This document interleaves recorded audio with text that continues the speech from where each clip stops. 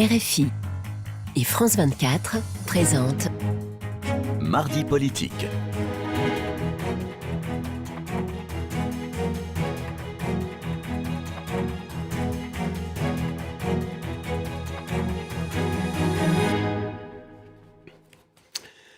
Bonsoir et bienvenue dans ce nouveau rendez-vous de Mardi politique sur France 24. Et ce soir, nous sommes avec Léon Desfontaines. Bonsoir.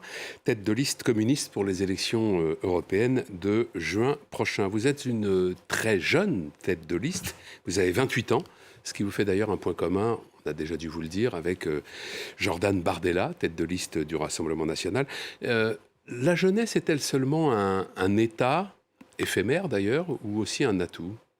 Dans cette campagne européenne, visiblement, c'est un atout, étant donné qu'on voit un véritable rajeunissement de la classe politique. Et je pense surtout que sur la question européenne, la question se pose sur le temps long. C'est l'Europe dans laquelle nous allons vivre. Quelle Europe nous voulons construire dans les 10, 20, 30, 40 ans à venir ? Et l'Europe finalement dans laquelle nous allons grandir, dans laquelle nous allons voir nos enfants grandir. Et donc, bien évidemment, pour moi, c'est un atout. Et surtout, on a besoin aujourd'hui de dépoussiérer les anciens modèles sur l'Europe. Une Europe qui est enfermée dans des dogmes néolibéraux depuis plus de 40 ans. Et on a besoin justement de changer de cap, de changer de politique. Et donc, je vais profiter moi aussi de ma jeunesse pour dire qu'il est peut-être temps de rajeunir l'Europe aussi. Vous êtes, pour l'instant, en tout cas votre liste est créditée d'environ 3% des intentions de vote aux européennes.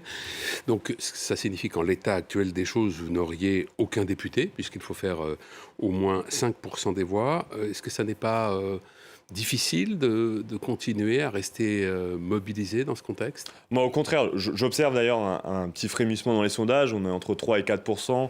On était un peu moins de ça il y a quelques semaines. Moi, ce que j'observe surtout sur le terrain, c'est qu'il y a une forme de désamour sur cette campagne européenne. Quand je fais du porte-à-porte chez moi à Amiens, la plupart des Françaises et des Français ne savent pas qu'il y a une élection européenne, s'y intéressent que très peu. Et en même temps, je ne peux que les comprendre lorsqu'on regarde les débats télévisés qui tournent autour de choses qui paraissent très éloignées, en fin de compte, de notre quotidien et de nos réalités. Et moi, je souhaite refaire de la question sociale, refaire de la question de la hausse des factures d'électricité, du recul des pouvoirs d'achat, du chômage, de l'emploi, les priorités de campagne. Et je pense qu'il est là le sujet. Il faut qu'on aille rencontrer les Français et leur montrer que cette campagne européenne, l'Europe aujourd'hui, a des conséquences désastreuses sur le recul du pouvoir d'achat, sur la fermeture de services publics, les classes surchargées, l'accès à la santé rendu de plus en plus difficile sur les territoires. C'est à ces questions-là que les députés européens devront répondre demain. Eh bien, moi, je souhaite m'y atteler sérieusement. Et donc, je souhaite aller chercher aussi les électeurs qui, aujourd'hui, ne souhaitent pas se mobiliser dans les urnes où on hésite entre les différentes listes, en leur disant que s'ils veulent faire de la question sociale leur priorité, eh bien, je suis là. Alors, c'est vrai, vous parliez des électeurs qui ne savent même pas qu'il y a une élection européenne. C'est vrai que, traditionnellement, c'est un scrutin auquel les Français, et d'ailleurs, d'une manière générale, les Européens, mais parlons des Français, auxquels ils participent assez peu. De quoi est-ce le signe, selon vous ? Est-ce que c'est le signe d'un manque d'intérêt pour l'Europe ou peut-être même d'une forme de défiance ? Je pense que c'est plutôt une question de défiance. On l'a vu lors du référendum sur le traité constitutionnel européen en 2005, sur une question européenne du coup. Les Français s'intéressaient à la question qui leur a été posée quelques mois auparavant. Tout le monde, tous les chroniqueurs disaient « Ouh là là, c'est une question très technique, les Français ne vont pas se saisir du référendum ». La réalité, c'est qu'on a eu un taux de participation exceptionnellement haut et en plus un rejet de ce traité constitutionnel européen. Les Français ont dit que cette Europe-là, l'Europe libérale, l'Europe qui ferme les classes d'école, l'Europe qui nous met en concurrence, qui ferme les usines, eh bien nous n'en voulions pas. Et la réalité, c'est que l'Europe a méprisé le choix des Français, car finalement, elle a imposé ce traité constitutionnel européen qui est arrivé avec le traité de Lisbonne quelques années plus tard, et l'a imposé au peuple. Cette Europe s'est construite autour d'une fraude démocratique, et donc aujourd'hui, il y a une méfiance des Français, notamment, à l'égard de l'Union européenne. Et moi, je comprends, et d'ailleurs, je me méfie également de cette Union européenne qui est incapable de répondre aux défis sociaux, aux défis environnementaux, aux défis économiques, qui est responsable de la fermeture des services publics. Mais je leur dis qu'il faut se saisir justement de cette élection européenne, non seulement pour envoyer des députés européens qui seront capables de défendre nos intérêts au Parlement européen, celle de la réindustrialisation, du mix énergétique nucléaire renouvelable, de la création d'emplois, de la baisse de nos factures d'électricité, mais aussi d'envoyer un message clair en disant qu'il est temps de reprendre la main sur les décisions qui sont prises à Bruxelles et à Strasbourg. Vous parliez de Maastricht. Il y a 2 ans, lorsque vous étiez secrétaire général du mouvement de la jeunesse communiste, votre mouvement défendait le Frexit, c'est-à-dire la sortie de l'Union européenne, la sortie de la France, de l'Union européenne et de la zone euro. Vous défendiez ces positions-là vous-même ? Nous avions des débats internes et la position est ressortie, c'est en effet sur l'idée qu'il fallait sortir de cette Union européenne. C'était la position majoritaire. C'était la position majoritaire quand j'étais secrétaire général. Ce n'était pas mon avis, mais en tant que secrétaire général, bien sûr, du coup, c'est la position que j'ai dû porter. Au Parti communiste français, nous avons un avis différent. Et je trouve que c'est plutôt à souligner le fait qu'on est une organisation de jeunesse, le Parti communiste, qui est indépendante et qui peut, des fois, avoir des divergences avec le Parti communiste français. Et en l'occurrence, c'était le cas. En revanche, ce que nous disons, c'est la même chose sur le fait qu'il faut construire une autre Europe. Cette Europe, notre Europe, comme le dit Emmanuel Macron, cette Europe qui est responsable de la hausse des factures d'électricité, cette Europe qui a pour conséquence la fermeture de classes, d'hôpitaux publics, de la condition désastreuse dans laquelle travaillent nos enseignants, cette Europe qui est responsable de la fermeture d'usines et de la mise en concurrence des travailleurs, cette Europe qui est incapable de répondre à l'impératif environnemental, eh bien moi je le dis, qu'elle meure et qu'on construise une autre Europe.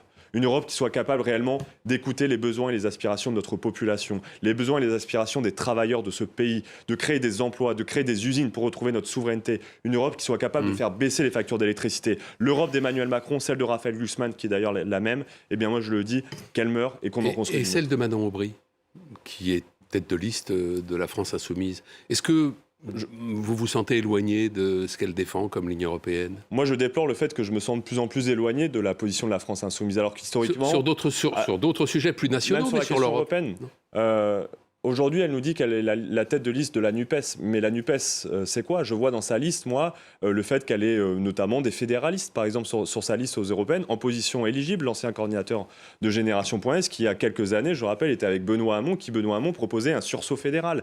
Et la réalité, c'est qu'aujourd'hui, la seule liste de gauche historique de la gauche du non au référendum sur le traité constitutionnel européen, cette gauche qui n'a jamais tergiversé sur la critique libérale de l'Union européenne, c'est la liste de la gauche unie pour le monde du travail, la liste que j'ai l'honneur de mener. Et moi, je ne souhaite pas tergiverser, je souhaite être le plus clair possible auprès des Françaises et des Français. Je le dis, il est temps de reprendre la main, de défendre nos intérêts, les intérêts de la France en Europe. Et aujourd'hui, visiblement, Manon Aubry souhaite faire tout autre chose de cette élection européenne que les questions qui nous sont posées. Est-ce que vous pensez, comme le dit Emmanuel Macron, que l'Europe soit mortelle ?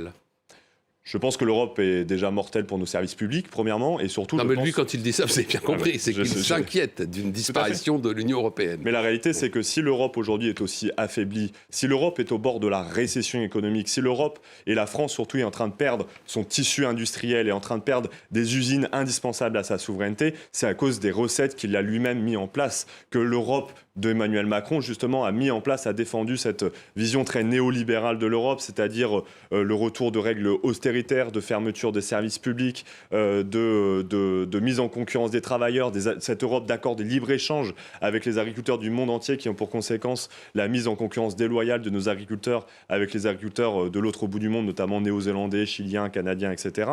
Eh bien, cette Europe-là, oui, elle est en train de mourir. Et tant mieux. Et tant mieux. Mais par contre, derrière, ça nous laisse le terrain, nous, pour dire qu'il faut construire une autre Europe. Mais pour ça, il faut reprendre la main. Je voudrais qu'on évoque, Léon Desfontaines, la lettre que vous avez écrite à Colombe, cette femme qui a ému de très nombreux internautes. Sa vidéo a été vue, je crois, plus de 5 millions de fois, alors qu'elle exprimait son désarroi, sa souffrance en marge d'un meeting du Rassemblement national. Vos paroles, lui dites-vous, donc, dans cette lettre que vous lui avez adressée et que vous avez mis en ligne sur Twitter, vos paroles sonnent le rappel d'un échec collectif de la gauche.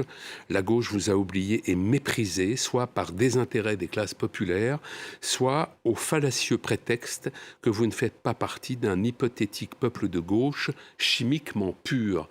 Est-ce que vous confessez, en quelque sorte, une prise de conscience en découvrant le témoignage de cette femme bénévole au Resto du Cœur et sympathisante du Rassemblement national ? Est-ce que vous vous dites, finalement, l'électeur du Rassemblement national n'est pas forcément celui que j'imaginais ? Moi, je pense que, et d'ailleurs, le témoignage de Colombe, moi, je l'ai vu sur mon terrain, chez moi, dans la Somme, où en effet, on a une poussée du Rassemblement national. Et je me dis, comment se fait-il? Comment se fait-il que cette électrice, ces électeurs plus généralement, qui veulent faire de la question sociale leur priorité, qui parlent des galères à finir les fins de mois, à remplir le frigo, comment se fait-il qu'ils se tournent vers le Rassemblement national? Comment se fait-il que la gauche ne leur parle plus? Et aujourd'hui, moi, ce que je constate, et dans les discussions que j'ai pu avoir, notamment suite à cette lettre, c'est que je me suis rendu compte que cette gauche-là, pour la plupart du temps, méprisait ses électeurs.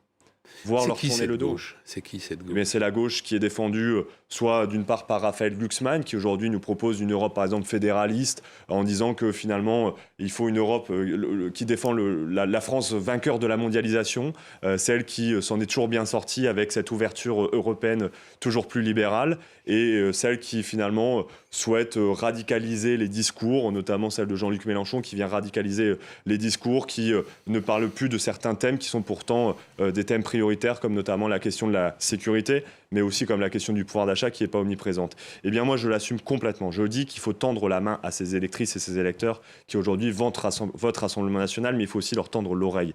Comprendre pourquoi aujourd'hui ils votent Rassemblement national et essayer de leur démontrer que le Rassemblement national est un faussaire de la question sociale, car leurs députés à l'Assemblée nationale votent systématiquement contre nos intérêts, contre les intérêts des travailleurs. C'est ce que vous dites aussi dans cette lettre. C'est ce que je dis dans cette lettre. Mais ça fait au moins 20 ans que la gauche s'interroge sur sa difficulté à retrouver la connexion, d'une certaine manière, avec les classes populaires.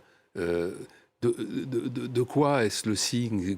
Comment se fait-il que vous n'arriviez plus à leur parler et sans doute plus encore à les convaincre? Mais parce qu'il suffit de voir les débats de ces derniers temps à gauche. Moi, c'est ma première élection en tant que candidat aux élections, tête de liste, a fortiori d'une élection européenne, et je suis effaré de voir le niveau du débat à gauche. On est en train de s'écharper sur des choses, des guerres de chapelle d'une part, sur des sujets qui sont finalement très éloignés des préoccupations des Françaises et des Français, notamment sur la question palestinienne, qui est certes bien évidemment importante, mais qui ne devrait pas être autant sur le devant de la scène politique et au niveau des clivages à gauche. Et on ne parle plus du quotidien des Français. Moi, je souhaite, comme Fabien Roussel l'est depuis la campagne présidentielle, être le candidat du quotidien des Français, celui de la hausse des factures d'électricité, et leur dire qu'il est urgent, il y a urgence et il y a possibilité demain de diviser par 3 les factures d'électricité pour nos entreprises et de diminuer de 30% les factures d'électricité des Françaises et des Français. Dire que je comprends aujourd'hui leur colère face à la politique qui est menée par Emmanuel Macron et qu'ils se sentent délaissés par la classe politique dans sa globalité, et leur dire que le 9 juin prochain, ils auront un bulletin à leur disposition pour porter leur colère face à cette classe politique, face à cette Europe libérale qui les méprise, mais surtout leur espoir de réellement défendre leurs intérêts, parce que le Rassemblement national, en réalité, ne le fait pas. Et d'ailleurs, main dans la main avec la majorité présidentielle, le parti de Jordan Bardella a voté, par exemple, contre une loi qui permettait de lutter contre les déserts médicaux. Il faut voir ce que c'est que les déserts médicaux aujourd'hui. Moi, je viens de la Somme, notamment dans la circonscription de Jean-Philippe Tanguy, la 4e circonscription de la Somme. Lorsque je discute avec des électeurs qui ont mis un bulletin Rassemblement national dans l'urne lors des dernières échéances électorales et que je leur dis ce qu'a voté leurs députés, la plupart tombent des nues. Et donc aujourd'hui, on a besoin de les affronter. Moi, je n'ai pas peur du débat. Et je le dis à Jordan Bardella, si vous êtes courageux, si vous avez le courage de vos idées, allons débattre. Débattons sur un seul thème, la question sociale. Si aujourd'hui, oui, mais il n'est pas sûr qu'il accepte de ne parler que de ce thème. Si aujourd'hui, Jordan Bardella est crédité de 32%, là où pour l'instant vous êtes à 3 ou 4, c'est juste l'effet d'une forme d'habileté politique de la part du Rassemblement national, d'une forme de rouerie politique? C'est une forme d'un sentiment de délaissement de la classe politique, des électorats populaires. Encore une fois, cette circonscription dans laquelle j'ai été, notamment à Albert, à côté d'Amiens, et j'ai discuté avec les populations et les habitants sur place, et ils me disaient, mais la gauche, on l'a essayé, elle nous a trahis. Oui, la gauche, elle a trahi. Oui, il y a une gauche qui a trahi. La gauche de François Hollande, celle qui est incarnée aujourd'hui par Raphaël Glucksmann, elle a trahi. Elle a trahi les aspirations populaires. Quand elle est venue, François Hollande est venu sur l'usine Goodyear, sur le parking, en disant l'usine Goodyear ne fermera pas et qu'elle ferme 2 ans plus tard lorsqu'il est président de la République. Oui, la gauche, cette gauche-là, elle a trahi. Alors je leur dis, moi aujourd'hui, je ne suis pas comptable de cette gauche-là et je souhaite justement permettre d'incarner cette gauche populaire, cette gauche authentique et surtout cette gauche qui refait du travail et de l'éradication du chômage sa priorité, cette gauche qui est incarnée par Fabien Roussel et qu'aujourd'hui je représente dans cette élection européenne. Vous avez évoqué il y a quelques instants la place du conflit israélo-palestinien dans le débat public en France. Sciences Po est au cœur de cette question en ce moment, avec un nouveau blocage aujourd'hui. Cette grande école s'enfonce donc dans une crise profonde autour du conflit israélo-palestinien. Que faut-il faire ? Faut-il soutenir ceux qui aujourd'hui sont à l'origine de ces blocages ou faut-il condamner ce mouvement ? Moi, je soutiens la mobilisation des étudiants, des lycéens d'ailleurs, qui ont été rejoints en début de semaine pour uniquement interpeller le gouvernement. Aujourd'hui, la balle est dans le camp du gouvernement. Qu'est-ce qu'attend Emmanuel Macron pour enfin mettre en place un cessez-le-feu, en tout cas porter un cessez-le-feu oui, vous dites ça sur la scène internationale. Il avait mis les moyens de le faire. Il a les moyens. Aujourd'hui, on a le Qatar et l'Égypte qui portent un cessez-le-feu. Qu'est-ce qu'attend Emmanuel Macron ? Emmanuel Macron a beaucoup plus de pouvoir pour contraindre M. Netanyahou, notamment, de mettre en place ce cessez-le-feu, qui serait justement un objectif pour permettre d'engager les discussions pour la libération des otages.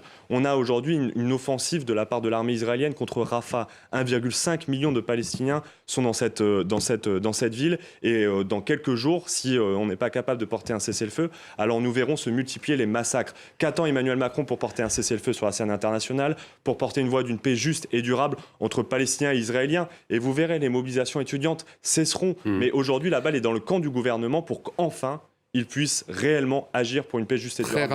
Très rapidement, êtes-vous inquiet de la montée considérable de l'antisémitisme en France ? Complètement. Et j'ai vu hier, je crois que c'était Gabriel Attal, qui répertoriait l'explosion du nombre d'actes antisémites. Et c'est profondément insupportable. Et aujourd'hui, je le dis, qu'on soit de gauche ou pas, on doit être on ne peut plus clair sur la question de la lutte contre l'antisémitisme. Nous avons d'ailleurs proposé une loi avec Fabien Roussel pour rendre inéligibles les personnes condamnées pour incitation à la haine raciale et antisémitisme. Et je pense que surtout, nous devons être toutes et tous clairs. Le Hamas est une organisation islamiste, terroriste, et cette confusion, ce flou, a malheureusement entraîné un flou à gauche sur cette question-là. Et moi, je veux en refaire un sujet qui n'est bien sûr prioritaire. La lutte contre l'antisémitisme doit être omniprésent de notre combat. Merci Léon Defontaine. Merci, c'est la fin de cette émission. Merci à Agnès Le Cossec et Sigrid Azerwal pour la préparation. Très bonne soirée. À la semaine prochaine.